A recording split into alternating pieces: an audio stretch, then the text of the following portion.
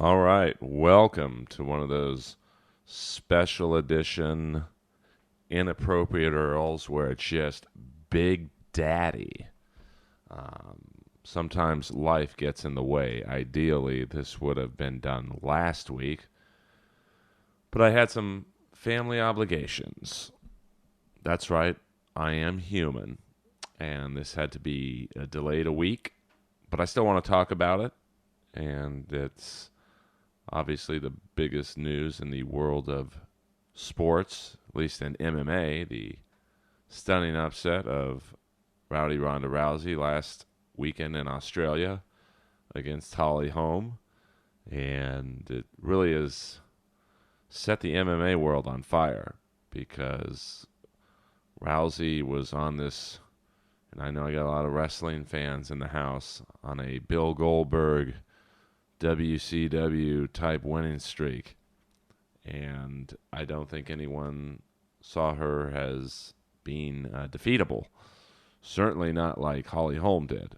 And frankly, Holly Holm dominated her from the opening seconds. And Rousey had no answer. I don't think necessarily Rousey losing was shocking because at the end of the day, no matter what sport you are into, everybody loses. You look at the Lakers. I mean, I grew up watching the Showtime Lakers, and if you said to me, Earl, at some point, this team, the Lakers, with Magic and Kareem, and then Shaq and Kobe, would be probably the worst franchise in the NBA in a few years, I'd be like, you're crazy. It'll never happen. But believe me, it happened. Versus, in the 80s and early 90s, if you told me the LA Kings would be one of the best hockey franchises, in the NHL, I'd be like, I don't think so. And lo and behold, they've won 2 out of the last 4 Stanley Cups, got to the conference finals in the middle year. They didn't win the cup. And if not for some, let's just say, husband and wife physical alleged altercations last year, they have a pretty good chance of going far in the playoffs. But Slava Voinov is now in Russia doing God knows what, and the Kings are regrouping, as we say in the business of domestic violence. Everyone loses. Muhammad Ali loses. Mike Tyson loses. I mean, who would have thought that, after seeing a prime Mike Tyson, that in, Tokyo, Japan, Buster Douglas, which is kind of apropos when talking about the Rousey Holm fight, because it's an upset of that magnitude that Buster Douglas would, knock out the heavyweight champ, who, like Rousey at the time, even with his many off ring problems, was still seen as no one's ever going to beat this guy. Certainly not knock him out and make him look like a blubbering fool. And I don't think anyone saw Ronda Rousey losing by getting head kicked unconscious. And then I like the 3 shots Holm threw in at the end, a la Dan Henderson against Michael Bisping. Although Henderson only got in 1 post unconscious shot. Holm, that's how quick she is. She got in 3. And, I'm just an MMA fan at the end of the day. I don't do MMA. Many of you know I have a torn ACL in my right leg, so I'm too much of a pussy to do it out of fear of having to go through that rehab again.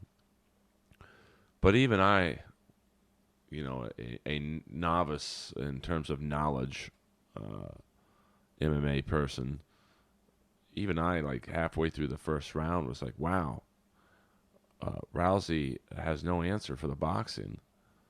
And that leads me to believe that either she had a bad camp and she didn't listen to her camp, or she has bad coaches. And a lot of people will come up to me and say, well, Earl, these coaches got her to 12-0. How bad could they be? And I kind of think that, me and 3 of my friends could have gotten Rousey to 12-0. I mean, she is a dominant athlete still in a sport in women's MMA that's kind of just starting. Uh, although it's been around for a bit, the people who are in the top 10, maybe have been doing it for 3 to 4 years. Rousey's really only been doing MMA for that long.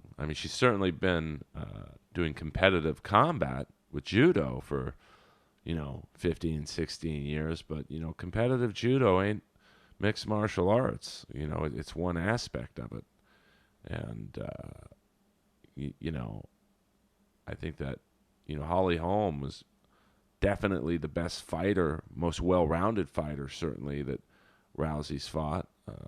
I don't think anyone comes close to Holm's boxing skills in women's MMA. And, she's probably the best kickboxer in women's MMA. Of course, this is all opinion, but that's, two things to be pretty good at. And,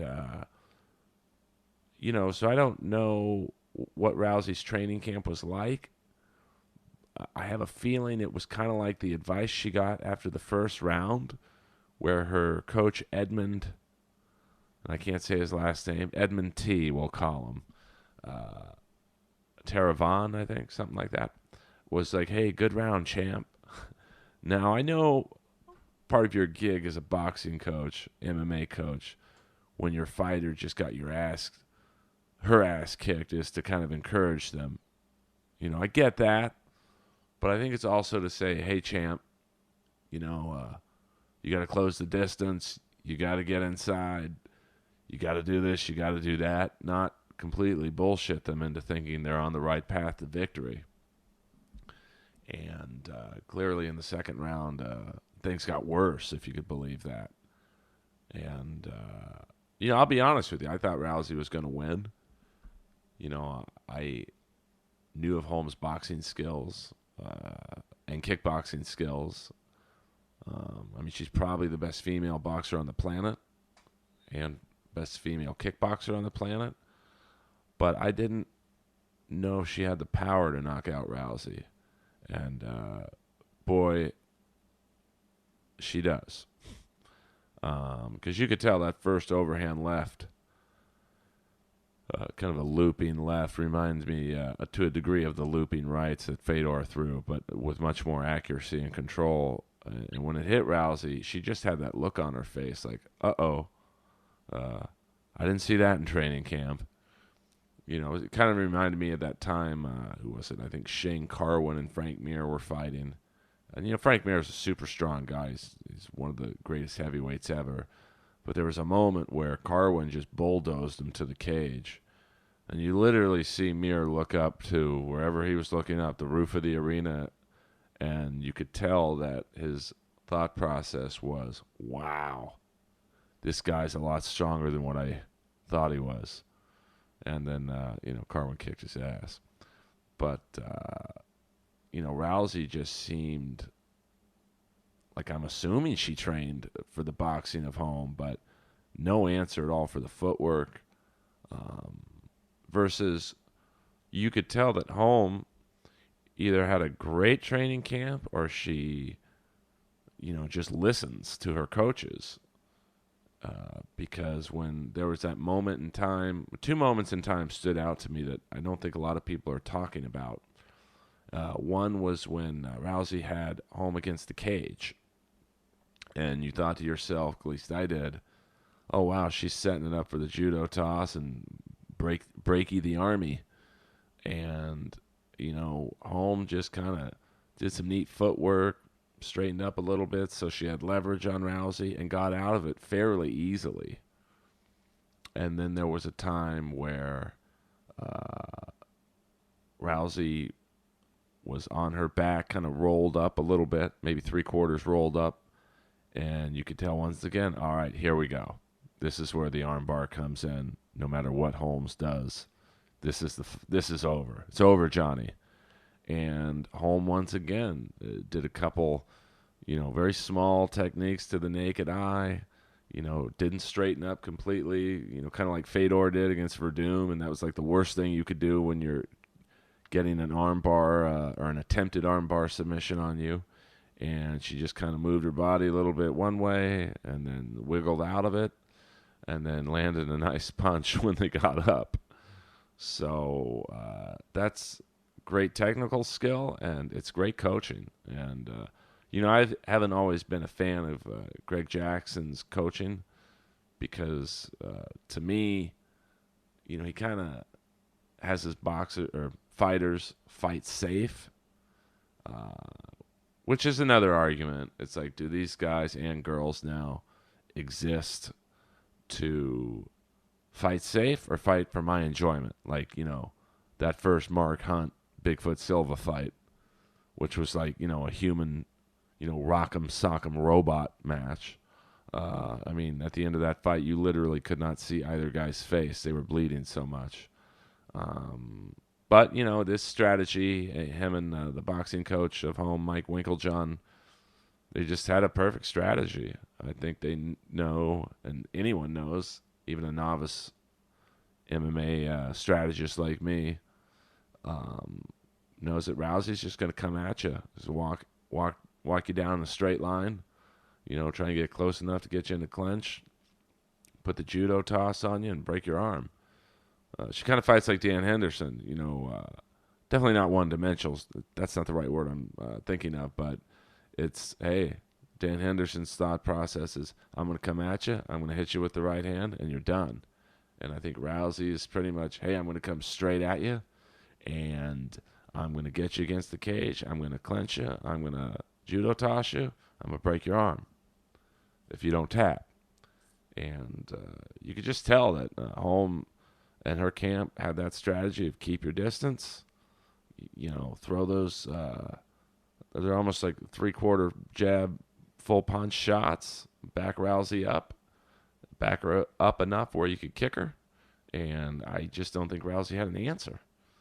And it's going to be real interesting to see what happens in the rematch, assuming there is one. That's got to happen. I'm assuming the 4th of July card, or the Super Bowl card, but that could be, I don't think they would do the Super Bowl card this fast. They'd really want a few-month build-up of that.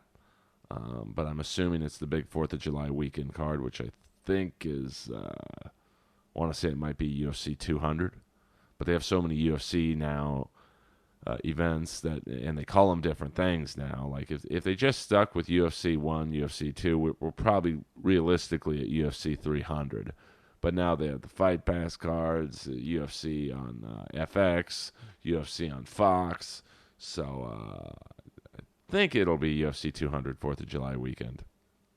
I'm assuming that's when they would have it. Maybe have a McGregor fight on that card, maybe a heavyweight fight on that card. That's when they really load up. So, what happens in the rematch? I it's so funny. I thought to myself over the week, it's like, here I thought there's no way Holm's going to have the ability to knock her out. And I've done a complete 180. And now I think, I don't know how Rousey wins the rematch. You can't learn boxing skills in 6 months. Holm has so much of an advantage over Rousey in kickboxing and boxing experience. It would be like, Holm can't learn, judo in 6 months. But she learned enough to get out of the move, so it's possible Rousey, she's going to have to change, in my opinion, her coaching staff. There's all sorts of controversy that happened with her main coach, Edmund. I think 2 days before the fight, Rousey's mom, who's a doctor, so she's legit in terms of her opinions, called him a terrible coach and a terrible person. I think a few weeks ago he filed for bankruptcy, which is crazy that, your fighters, the number one MMA fighter, at least up until last weekend, I don't know how much coaches get paid, but I'm assuming they get a fair cut of their fighter's purse. And, you're filing for bankruptcy. Either you're not Jewish or you don't have a Jewish accountant. Because, if I was on Rousey's team, I would be investing. And he's got his own gym in Glendale. So I don't know if this is like an episode out of The Shield with the Armenian money team handling his finances. But it's going to be interesting to see if she switches coaches. Rousey strikes me as kind of loyal, actually, so maybe she'll stick with him. But they're going to have to bring in someone who's better than he is at teaching boxing technique. And the rematch is going to have the buildup of a Rocky 3 Clubber Lang match, and it'll be interesting. I mean, I think I just don't know how Rousey wins against Holm because she's gonna adrenaline is gonna take her to just bull rushing her again, and Holm will be ready for it. And of course, when you're 12-0 before this fight, you lose once. It's this is the mark of a true champion. What you do after you lose. I mean, frankly, I have no hate for Rousey. I mean, let's be honest. She was fighting who was put in front of her. She was fighting the best as of today. She was killing them. But I think, there were chinks in the armor. I think Miesha Tate in their two fights, specifically the second fight, somewhat exposed Rousey's lack of boxing, I don't want to say skill, but at least defensive techniques, because she landed a few shots on Rousey, and Miesha Tate is not near the boxer that Holly Holm is. And, I don't think a lot of people wanted to talk about those shortcomings because at the end of the day, she ended up, arm barring Tate, and, it was kind of like, oh, well, she, everyone gets in a lucky punch here and there, but there was more than just one lucky punch that Tate landed. And even in Rousey's first fight, first headlining fight, Liz Carmouche, Carmouche got her back, relatively easy. And but she's been so dominant, Rousey has been, that, these shortcomings I think were overlooked. But those days are over.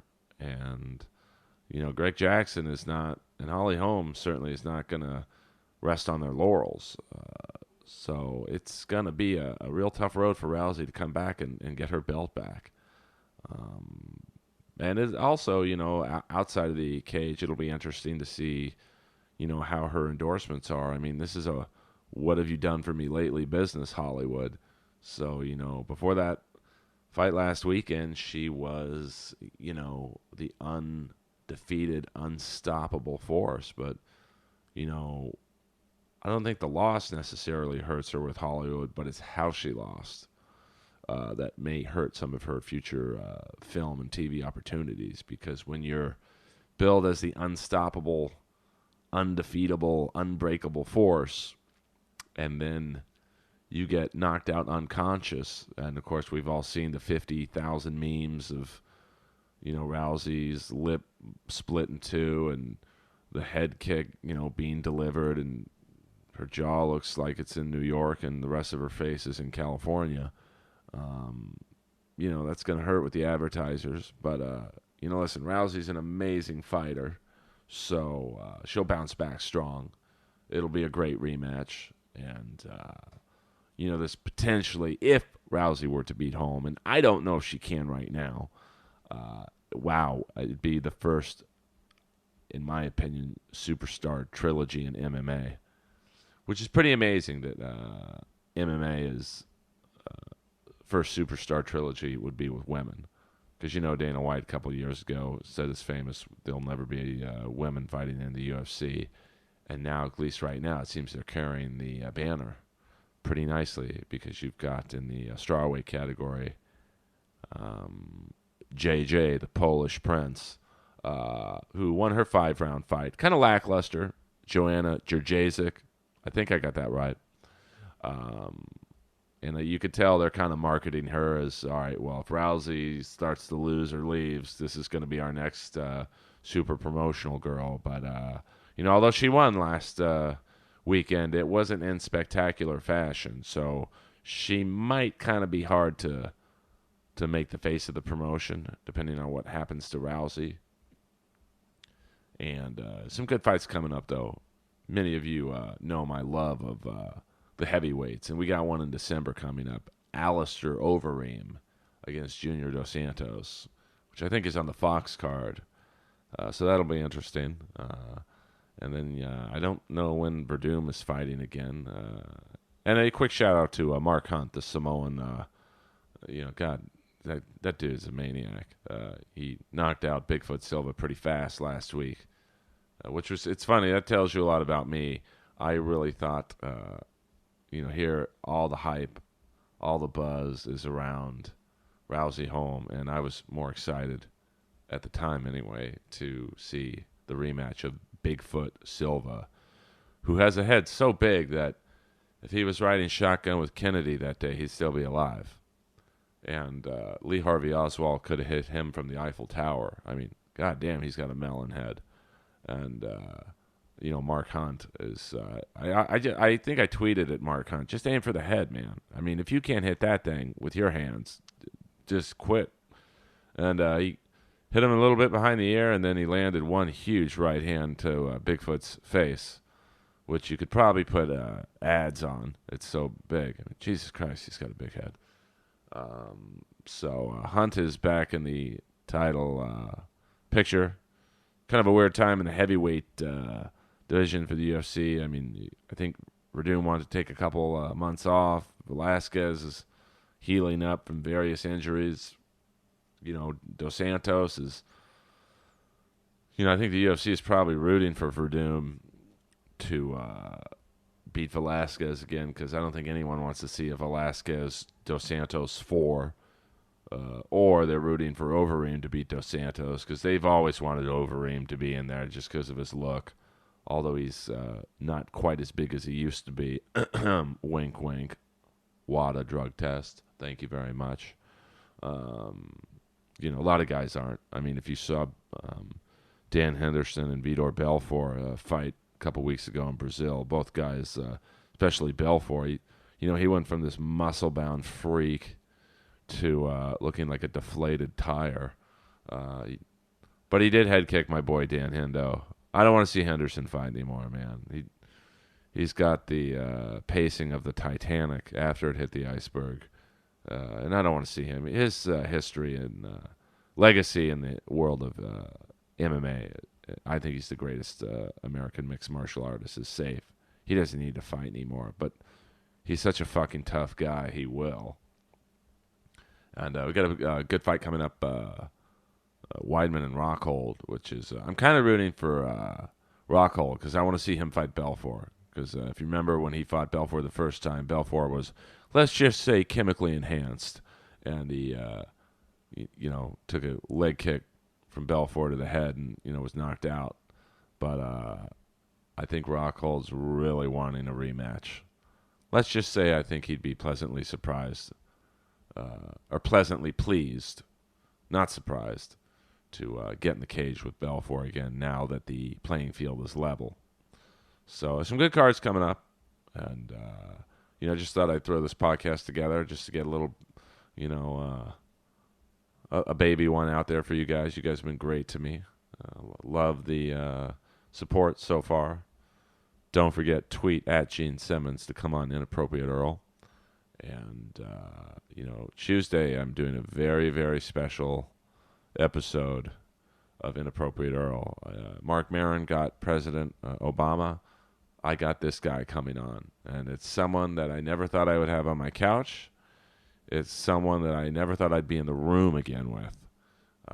But he is a very interesting guest for sure. And if you're a lover of comedy, and if you are familiar with the Los Angeles comedy scene, he is the most controversial person, I think, to ever be involved in the LA comedy scene.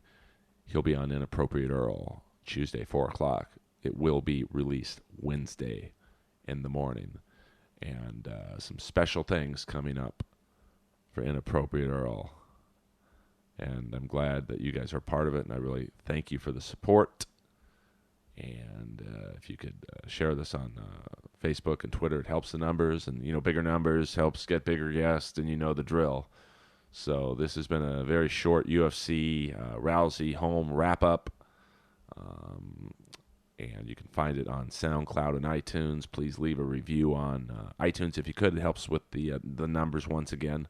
The more positive or the more reviews, it just helps people think, oh, wow, this guy's podcast is pretty big. And I will see you with a new edition of Inappropriate Earl Wednesday, the most controversial podcast in Inappropriate Earl history. Until then, this has been my recap of Ronda Rousey, Holly Holm. Checking out.